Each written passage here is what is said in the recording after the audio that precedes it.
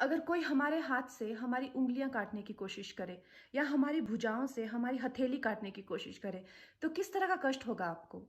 वही कष्ट पहुँचाया है चाइना ने हमें लद्दाख पर अपनी लालची नज़रें गड़ा के, और वहाँ हमारी सीमा का एक-एक इंच बचाते हुए हमारे 20 जवान शहीद हो गए हैं। क्या भूल पाएँगे आप उनकी माँओं के आँसू, उनकी विधवाओं की चीखें और उनके बच्चों के दिए हुए बलिदान को?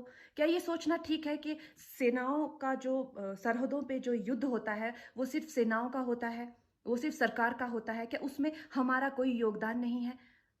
क्या हम भूल गए वो वक़्त जब महात्मा गांधी जी ने कहा था, अगर अंग्रेज़ों की रीढ़ तोड़नी है भारत में, तो उनके बनाए हुए हर उत्पादन का बहिष्कार करना पड़ेगा। तो क्या ये ज़रूरी नहीं है कि हम भी इस युद्ध में हिस्सा लें? क्योंकि लद्दाख सिर्फ़ एक ज़मीन का टुकड़ा नहीं है, भारत की अस्मिता का एक बहुत बड़ा हिस्सा है।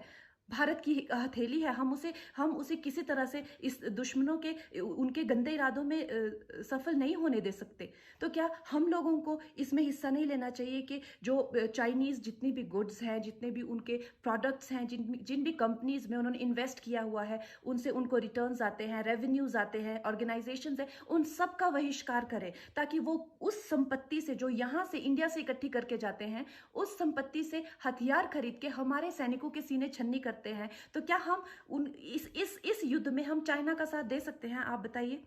ये क्या हमारा कर्तव्य नहीं है कि हम अपनी सेनाओं का और अपने सरकार का साथ दें? तो हम ये प्रतिज्ञा लेते हैं कि हम आत्मनिर्भर बनेंगे और चाइनीज गुड्स को बिल्कुल बॉयकॉट करेंगे और इस युद्ध में हिस्सा लेके भारत को जिताएंगे।